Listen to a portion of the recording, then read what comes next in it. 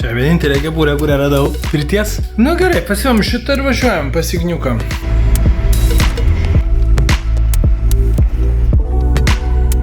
Ką važiuoju vieną tokią nuostabesnių Lietuvos pirtelių, kurią pats Ignas pasistatė. Manau, galėsim šiek tiek ją nuodugniau apžvelgti.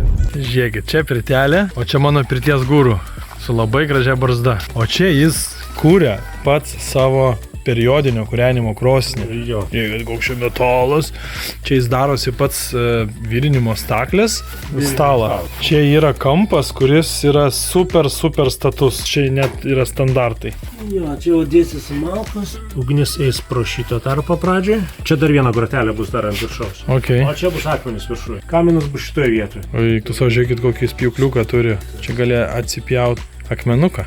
Pažiūrėkit, lemputės, stiklo, eik, visur viskas užrašyta. Eik, tu savo programuotojas. O čia yra pirties įrankis? Bet jis neaštrus, ne? Nepagalastas? Čia specialiai, kaunamas. A, jūs jos daužot viens į kitą, ne? Tai būt pagalastas. Nu, tai nesagapotum kažką. Palauk. Nieko. Čia originali, tipo taip kaudavosi anksčiau su tokiom? Nu, čia 14 pabaiga. 14 amžius. Eik, tu savo, čia dėdė kaunasi su šitais vežiojasi čia pasienį ir jeigu ką sutinka, nukauna. Kad ant pirties auga pušis ant stogo auga. Čia yra atsidaro ir pečius, jis kūrenasi prieš pirtį. Ir dabar jau yra nešia dūminė pirtis, dabar jau yra viskas iškūrenta, bet įdomiausias elementas man šioje pirtyje va šitas vėdinimas. Čia yra paprastas standartinis vėdinimo kanalas kvadratinis, bet esmė tame, kad jis įeina ir tada jis kyla iki pat viršo palei akmenis, čia kažkur tarkime akmenis jau, ant čia garas pilasi kitoj pusėje ir jis toliau kyla iki pat čia. Ir kas gaunas, kad jis nuo to akmenų šildo tą orą ir tas oras kyla į viršų ir čia siurbia šviežia. Ir jis pastoviai padavinėja po spaudimu jau šiltą orą. Ir čia yra kitas kaminas kaip basto sistemoje, tik pakankamai aukštą parodysiu, jis pastoviai ištraukinėja orą, bet ištraukinėja iš apačios. Padavinėja viršui, jis iš karto su garu maišosi, šyla ir kadangi jo daug yra ir jis šiltas, jis iš karto kyla į viršų. Ir slegia žemyn garą. Ir kas gaunas, tu užmeti ir labai gerai jauti kaip tolygiai, kaip tas labai stipriai garas leidžiasi žemyn. Kad važiuoja rimti pirtininkai, sako, čia tinginio pirtis, tiesiog gali visiškai nieko nevedodamas, labai taip persmelkiantis, pilnai leidžiantis, švelnus garas. Ir tai čia yra, painam tą kaminą parodysiu išėjimų iš karto.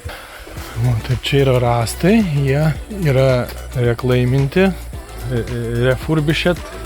Zero Waste, jis pirko jos dėvėtus ir čia yra oro išėjimas. Matom, aukštas kaminas, vėl kamino principas, jisai pastoviai tas oras, kadangi yra kaminas, susidaro slėgis, jis kyla. Ir jis yra nuleistas jau viduj, pirty į dugną ir išiminėja iš apačios. Dėl to ateinantis oras, jisai iš viršaus slegia žemyn visą garą ir iš apačios jau atidirbusi, išiminėja pastoviai šitas kaminas, jisai kaip ventiliatorius susidaro slėgį. O aš irgi nusižiūrėjau, čia pradėjau pagal tai projektuoti pas save ir aš jo klausiu, o tu kažkur čia nusižiūrėjai ar čia sugalvojai? Blema, sako, gal ir sugalvojau, nes nesu tokia matęs. Aš irgi kiek žiūriu, aš nesu tokia matęs. Tai va čia toks prikolas yra, man žiauriai patinka. Nei dušo nėra, nei tualeto, nei priepirčių. Čia kitas niuansas. Visąlaik patogu turėti. Čia kadangi buvo minimalus kiekis tų rąstų, jis tiesiog jos taip surentė, kad maksimumą vietos išgaut. Aplinkui pastatė tokią užuovėją, malkinę. Čia yra cold plunge iš bačkos padarytas. Man asmeniškai svarbiau turbūt priepirtis nei dušas ir tualetas,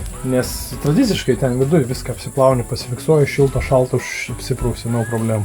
Čia yra tvenkinys būsimas, kuris dar nesitvenkia. Tai būtų dar vienas didelis pliusas. Bet iš principo, kas atvažiuoja jau iš šitą pirtį ir rimti Suomiai, sako, čia yra 10 iš 10. O, žiūrėkit, koks gražus pasirūbas.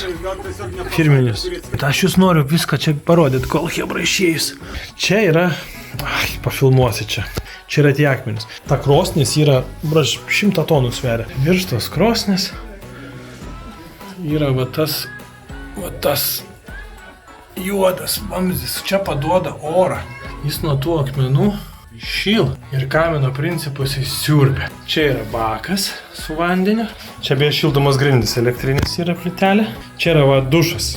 O, prašau, dušas ir nusipraus. Čia yra milžiniški plautai. Šitas yra atsilenkiamas. Čia yra, koks 1,20 m turbūt, didžiulis plautas, paprastos lentos. Principas tas, kad jos tokiais skydais išsiardo. Labai, viskas elementaru. Aš noriu tai daryti, parodyti. Tokių bėgių, mat aš irgi šiaip mastau šitą variantą. Ir jie taip pasideda. Viskas, tokiais skydais išsiardo ir tai yra tobula. Reikia išplauti kažkokias čia mergos šokoladai, stepėsi, kažkas vyksta. O Dieve, kaip mane gerai išvanojo, chebra, nežinau, čia gausis kažkas matyti. O čia yra tas stebuklinga ištraukimas. Čia reiškiasi atidarai, kada šiaip palieki pirti, kad vidintųsi, o čia yra tiesiog, jis nudadžia tą vamzdį, bet nuo dūmų jam tie dažai nusilupo. Čia paprasčiausias vidinimo vamzdis, čia prie jo neprisidėsi, bet jis nekarštas, aš tiesiog atvaržiau atrodintų čia tokią lentukę užkalę. Ir žiūrim, kur jis apačioj. Žodžiu, jis ten visai apačioj siurbia. Visą laiką siurbia orą, nes yra kamino principas ir kaminas yra karštoj, ne sienų įkištas, bet karštai. Tie akmenys karštai, rytoj gali ateiti vakare, dar čirkš. Jis čia dar padarė, izoliavo jos, kažkur čia kažko įdėjo, kad jie neatvėstų patys iš savęs. Tas pečius atrodo visai nespinduliuoja karščio, bet jie yra karšti, biški giliau, raudoni dar. Tokia gera pirtis. Eik, tu savo, Subarikas net nesugirgždėjo, tą balą pravažiavo. Man pasakė Ignas, kad su šita programėlė Geoportal yra visi pažymėti šudukai, keliukai, šunkeliukai, ta prasme, visiškai, kur net kitą kartą tiesiog per, Google Maps nepažymėta, kad čia yra kelias, matot? Aš jį naudoju dabar pasileidęs, kad žiūrėti iš kosmoso, kaip viskas atrodo, o šitą Geoportal jau žiūriu, kur kokį posūkį reikės daryti. Nei apsisukti, nei pirmin važiuoti, tai pirmin važiuosiu. Paskutinė bala liko vidutinė. Nustebino mane Subarikas, visas iki molio jau aš įsimolinęs. Tai biskį kalėjau dugną, bet bent jau rastų išvengiau.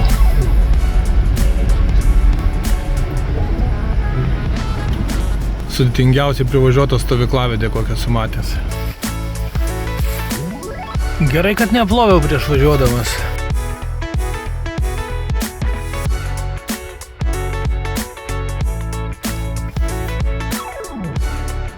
Tik viena problemėlė. Galvoju, kavytės įsivirsiu, viską pasiėmiau. Tik ugnies neturiu. Praeitą kartą paduko nepasiėmiau, dabar ugnies nepasiėmiau. Kaip? Kur čia nėra? O, galvojau.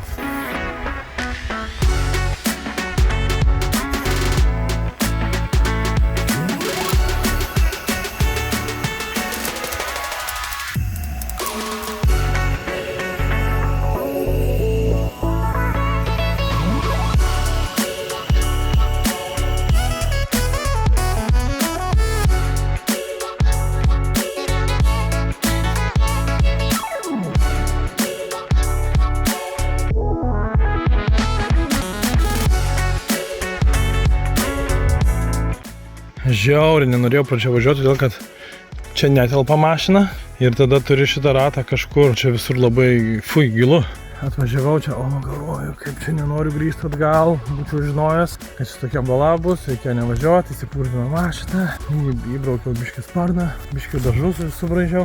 Bet prašvyto žiūriu, čia kitas kelias yra, tai kitų kelių.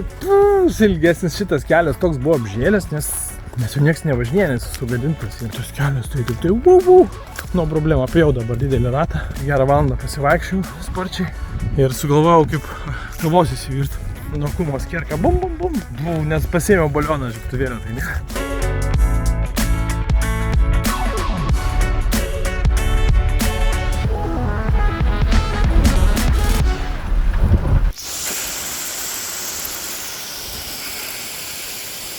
Prie, koks bokštas. Kaip čia užlipsim? Nieko nėra. Einam pažiūrėti, gal kopėčias rasim? Gerai. Mažas ir didelis.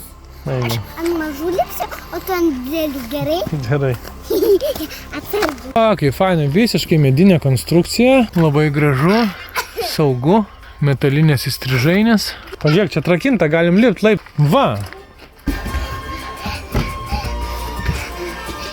O, kaip mes aukštai, žiūrėk, kaip čia gražu. O ten yra Astravo elektrinė. O, sakau, prie. Miegam palapinį šiandien. Gerai, valio. Palapinė mašinai. O mašiną pas meistrą palikau. Ati namie šiandien pamiegosiu. Gana čia laukinių būtų.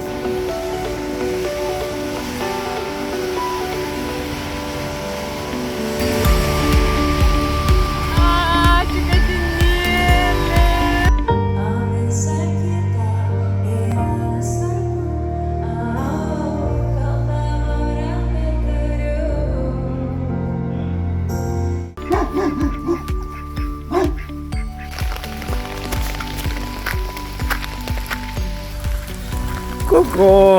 Rudenėlis atėjo. Vakar naktį beveik iš vis nemiegojau, o šiąnakt jau miegojau 6 valandas. O štat šitas vėjas jau namie pakeitė greičių dėžiai 2 kažkokius daviklius, elektromagnetus, solenoidus. Tautvydas labai geras meistras, skiria laiko, paaiškina, ką darė, kodėl darė, ką reikės dar daryti. Padeda tas subarikas man patikti.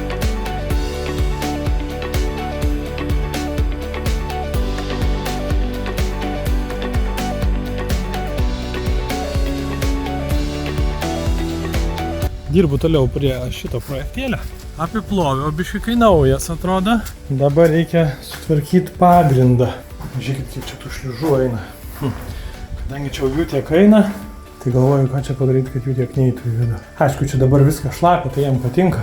Šiaip, kai čia karšta, tai ko jam čia eiti. Greitis jų, va nuo čia iki čia, 10 sekundžių jam reikia.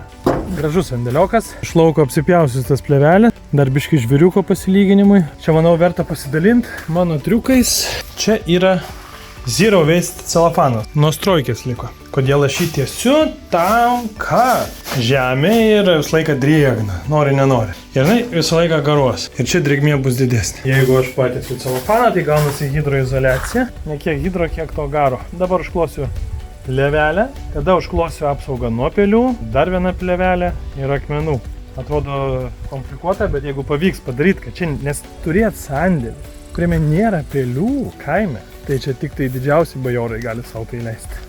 Štai taip atrodo plevelė, jau grindis tokias. Kodėl plevelė? Dalinai dėl to, kad celofanas nepasižeistų. Celofanas yra tarp 2 plevelių, bet apatinė plevelė jinai daugiau stabilumo laiko grunto, ypač mes matom. Matot, kaip jinai čia yra supiltas mano kalnas, tai dabar tiesiog jinai duos tokio stabilumo. Šita plevelė daugiau yra, kad to celofano jau ant jo neslidinėt ir būtų toks. Jeigu ties akmenukus pilčiau ant celofano, tai jie kažkur iščiužinėtų labai slidu. O čia yra toks stabilesnis pagrindas. Kaip sakiau, ta vakarinė saulė per langėlį. Labai gražiai. Ir dabar mano tikslas kažkaip tai gražiai pasidėti čia metalinį tinklą, todėl kad čia pelėm patekti yra vienintelė vieta kampuose, tai va čia yra. Bet jeigu čia tuos šveistukus metalinius, kur spodam atšveist užkaišiu jį, nepračiu negalės lyst, o por apačią irgi negalės prasikast, nes tinklą čia uždėčiau. Jeigu man pavyks, tada turėsiu nuo pelių laisvę, nes per skardą jos nelipa, kažkaip jinai gali per medį užlipti kažkur tai, rasti čia kokią skilukę, ne? Bet, čia komplikuoti ir galim tos dalykus užkardyti. Bet pro apačią tai jos lys, gyvens, ieškos ten, žmona norės kažkokius užvakumuotus pledukus ten, tarkim, laikyti. Jos galvos kaip fainai, kaip šiltai, ir tenais gyventi ir prišiks ir bus iš tų pledukų. Kad jau turiu tos vėlos, pabandysiu ją uždėti. Pats tai niekad nesugalvotum, kad tavo gyvenimas taip atrodys, bet jeigu nuspręsit kaime gyventi, tai žinokit, kad maždaug taip jis atrodys. O, tinklas. 3 juostos tokios paklotas, matot, yra 7 mm kutė, cinkuotas, virintas čia turbūt vadinasi. Tada dedu 3 sluoksnį plevelės, tam, kad neatsiknotų belaipiojant šitie, čia akmenų neprikristų. Ir tada pasibarstysiu akmenuku ir turėtų būti baigta. Dar atsivešim, bet va, paklojau plevelę ir pradžiai visus sujungimus, visus taškus, kur jungiasi, užsipilu, kad neatsiknotų kažkaip tai. Ką tie akmenukai duos, jie neduos čia tobulai švarių grindų, kur galės iššluoti, bet jeigu norėsi, tai su jais galės lyginės pagrindą tiesiog ant jų susidėti plytelės tokias, ne, šaligatvę, tada galės ir šluoti. Bet šiuo atveju aš tiesiog iš to, ką turiu, užpilu ir mes turim šitie akmenukai išdžius, visiškai sausas, be pelių ir be kurmių grindis. Tada! Va, čia pasibėriau akmenuko. Čia iš 4 IQ yra šitas pagerintas ultra storos skardas ir dar turim iš jų stelažus. Reikia atsivežti stelažus, susidėti ir... Ai, dar tas nuo pelių kampus reikia užkišti. Čia. Va. Jau žmona atvežė, aš pats nubėgau atnešti tą dėžę. Čia jau 3 dėžė, kartą per savaitę. Mėnulės ūkis. Tiesiog tas, kas ant sezono, prikrauna dėžę. Čia kažkoks yra fiksuotas krepšelio kiekis. Šitie pomidorai. Ta prasme, gerai, mes užsiauginsim kažkiek, bet gyventi gyvenime ir vasarą, neturėti sezoniškai vietoje lokaliai ekologiškai užaugintų pomidorų, nu ir visų šitų kitų daržovių ir nepavalgyti jų, tai durnas turi būti. Jeigu turit kokius senelius, ką prašykit, kad užaugintų, jei neturit, Mėnulės ūkis, užsisakykit būtinai savaitėje visai daržovės ir nenori reikia suvalgyti. Aš jaučiu sveikatą, man pareina. Į viršų šauna, tą sandėliuką padariau. Kebra, pabėgiojau, atvažiavo draugas Ignas, sako, davai, bėgam, nu davai, pabėgau. Nubėgom, grįžom, baseinai šokom. Kaip žmona džiaugiasi, ar gerai čia padariau. Labai.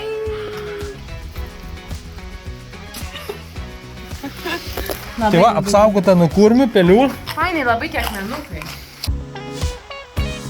Kamanių kiek daug. Šiltnamis mūsų. Tai ką, mafija, šiandien ruošiamės audrai. Didelis vėjas bus, jau dabar jis yra gan nemažas. Reikia powerbankus pasikrauti. Dujų neturiu, jeigu ką. Žiūrėsim, mūsų namas yra atlaikęs 40 km greitį, šiandien 86 žada. Tai aš dar turiu planų, kaip tą namą papildomai apsaugoti nuo vėjo. Bet šitie planai yra dar tik planuosiu, vėjas jau šiandien. Mano meilė su manim bėga.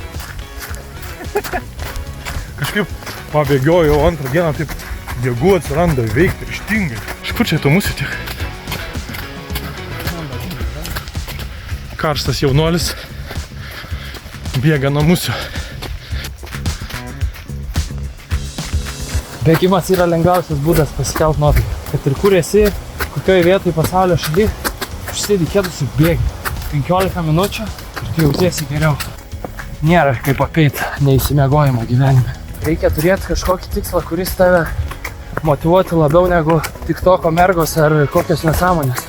Ir kai yra aukštesnis kažkoks tikslas, karjera ar kažkas, kur darai pagal savo prigimtį, tu natūraliai nori anksčiau miegoti, nes tu žinai, kad atsikėlęs tavęs laukia faina diena. Faina diena, nes tu darysi savo reikalą kažkokį. Ar biznį, ar whatever, ką tu darai gyvenime. Svarbu, kad tai būtų tavo. Turi būti kažkas, dėl ko tau kaifas sukyla gyventi.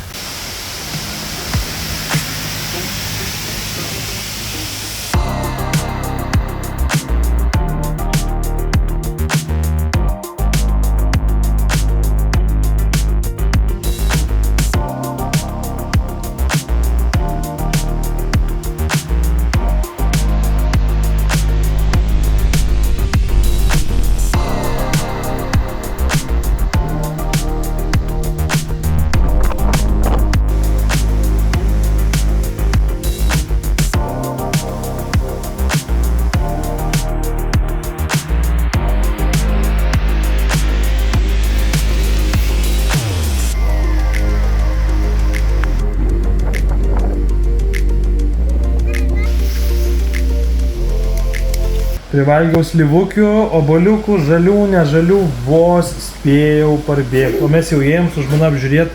Tai kur tą pirtį statyti galų gale? Sakau, jūs žiūrėkit, aš sorry turiu bėgti. Nu ir žmona grįžo. Ir ką sako? Tai tinka ta lokacija ar ne? Tinka. Tinka? Tinka. Patvirtinta. Tinka. Palauk, turiu sufokusuoti ir kad būtų įrašą, kad nesakytum nesakiau. Nes tu sako, tai aš nesakiau, arba aš buvau nespėjus pagalvoti, sako. Taip tinka, jeigu tu ten atvesi vandenį ir bus gražus stilingas tualetukas. Labai gerai. Tai ką ta audra, kelis medelius čia nulaužė, bet nieko nebuvo čia, kad jau labai jau čia kažką tas vėjas stiprus būtų. Mašinas patraukiau kur toliau nuo medžio ir šiltnamį užsegėm ir viskas.